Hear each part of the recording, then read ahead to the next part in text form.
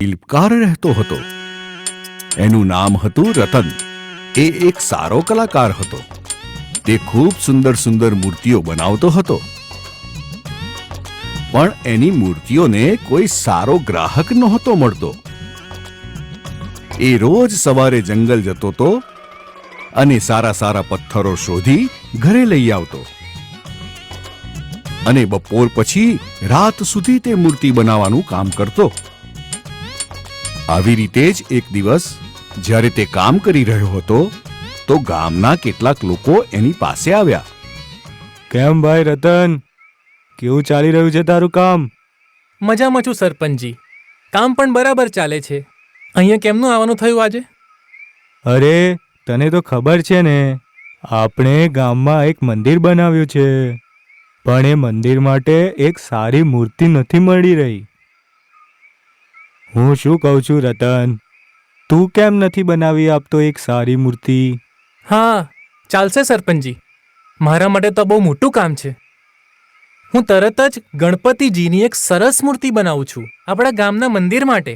હવે રતન બહુ જ ખુશ થઈ ગયો હતો, કારણ કે હવે એની પાસે કામ પણ હતું અને એને ગ્રાહક પણ મળી ગયો હતો.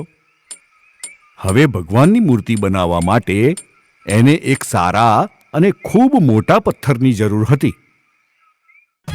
એના ઘરમાં કેટલાક પથ્થરો તો હતા, પણ એણે વિચાર્યું કે ભગવાનની મૂર્તિ માટે કોઈ સારો અને મોટો પથ્થર લઈને આવું છું. બીજે દિવસે સવારે વહેલા ઉઠીને તે જંગલમાં ગયો. બહુ જ ખોળ્યા પછી એને એક સારો પથ્થર દેખાઈ ગયો. એણે એ પથ્થરને ખૂબ સારી રીતે જોઈ લીધો અને એને ઉઠાવીને ઘરે લઈ આવ્યો.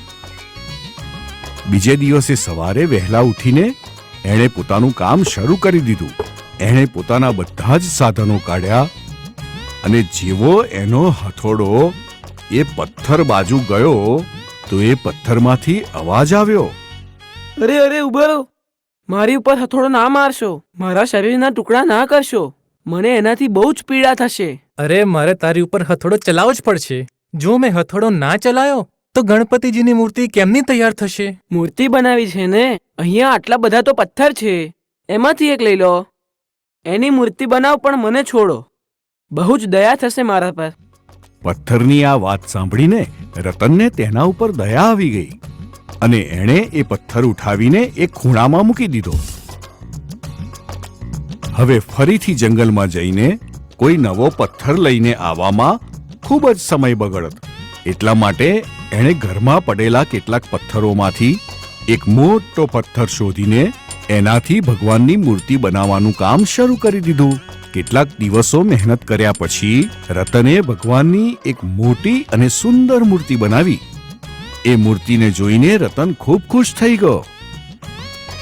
કેટલાક દિવસો પછી ભગવાનની એ મૂર્તિને મંદિર સુધી લઈ જવા માટે બધા જ ગામવાળા આવી ગયા. સરપંચે રતનને કહ્યું, કેમ ભાઈ રતન, થઈ ગઈ કે નહીં મૂર્તિ તૈયાર મંદિર માટે? અરે શું વાત કરો છો સરપંચજી, જોવો ને કેવી સરસ મૂર્તિ બની છે. અને આ તો ભગવાનનું કામ છે, હું તો ઝડપથી કરીશ જ ને. ઓહો, શું વાત છે ભાઈ, તો દેખાડ મને મૂર્તિ. પછી રતને એ સુંદર મૂર્તિ સરપંચ અને બધા જ ગામવાળાને બતાવી.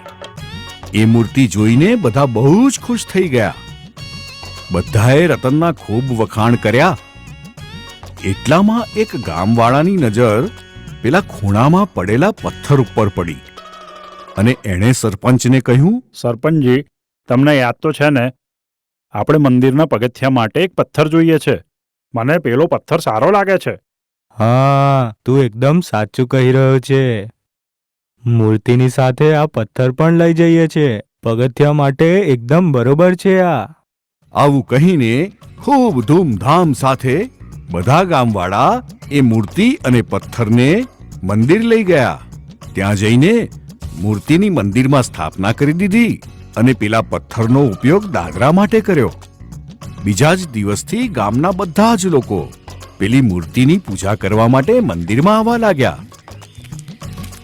હવે થતું એવું કે જે પણ મંદિરમાં આવતું એ દાદરા ઉપર લાગેલા પથ્થર ઉપર પગ મૂકીને મંદિરમાં જતા અને પેલી મૂર્તિના દર્શન કરતા.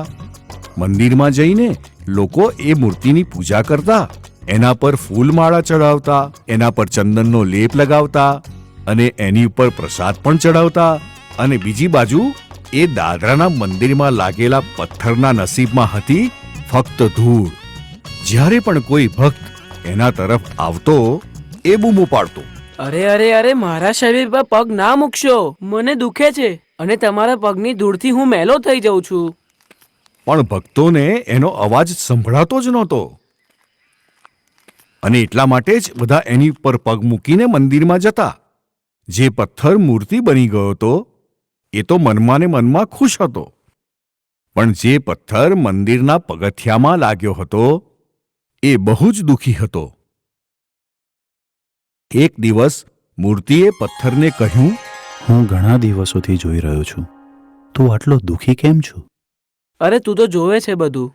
જે પણ તારો દર્શન માટે આવે છે એ મારી ઉપર પગ મૂકીને આગળ જાય છે. મને બહુ પીડા તો થઈ રહી છે અને હું કેટલો મેલો થઈ ગયો છું, જોઉં છું ને. તારે સારું છે, તારા પર લોકો ફૂલ ચડાવે છે, પ્રસાદ ચડાવે છે, ચંદનનો લેપ લગાવે છે.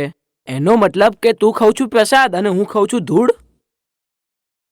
પણ એના માટે તો તું જ જવાબદાર છે, કારણ કે જ્યારે શિલ્પકારે મૂર્તિ માટે તને પસંદ કર્યો ત્યારે હથોડાના મારથી બચવા તે જ એને રોકી દીધો. એટલા માટે એણે મને પસંદ કર્યો અને હું ભગવાન બની ગયો અને તું રહી ગયો પથ્થરનો પથ્થર. દાદરામાં લાગેલા પથ્થરને પોતાની ભૂલનો અહેસાસ થઈ ગયો અને એણે મનમાં ને મનમાં ભગવાનની માફી માંગી. હવે જ્યારે કોઈ પણ ભક્ત એના ઉપર પગ મૂકીને મંદિરમાં જતો તો પથ્થર બોલતો, જય શ્રી રામ, જય શ્રી રામ. આવું કરતા કરતા એ પથ્થરના મોઢેથી કેટલીય હજાર વાર ભગવાનનું નામ સ્મરણ થયું. ત્યારે એના એ નામ સ્મરણથી ભગવાન પણ ખુશ થઈ ગયા અને એમણે એક સાધુને એ ગામમાં મોકલ્યા. એ સાધુએ બધા ગામવાળાઓને મંદિરે બોલાવ્યા અને એમણે કહ્યું, બહુ જ દિવસથી જોઈ રહ્યો છું, તમે મંદિરમાં દર્શન માટે તો આવો છો, પણ તમારી દર્શન કરવાની રીત ખોટી છે. મંદિરમાં જતા પહેલા તમારે પેલા પથ્થરના દર્શન કરવા જોઈએ, જેના ઉપર પગ મૂકીને તમે મંદિરમાં જઈ શકો છો. કારણ કે આ પગથિયા ના હોત તો તમે મંદિરમાં જઈ જ ના શકત. અને ગામવાળાએ પણ સાધુની વાતને માની લીધી અને મંદિરમાં જતા પહેલા એ દાદરામાં લાગેલા પથ્થરના દર્શન કરવા લાગ્યા. હવે તો એ પથ્થરનું જીવન બદલાઈ ગયું હતું. લોકો મંદિરમાં જતા પહેલા એના દર્શન કરવા લાગ્યા હતા. હવે સમજ પડી તને? તે હસતા હસતા ભગવાનનું નામ લઈને બધું જ દુઃખ સહન કરી લીધું અને એટલા માટે તને એનું સારું ફળ મળી ગયું. સાચું કીધું તે. મારાથી ભૂલ થઈ ગઈ. હવે હું જીવનમાં મુશ્કેલીઓથી કોઈ દિવસ નહીં ભાગું. આ વાર્તાથી આપણને એવી શીખ મળે છે કે જીવનમાં કેટલીક તકલીફોને સહન કરવાથી જ આપણને સારું ફળ મળે છે.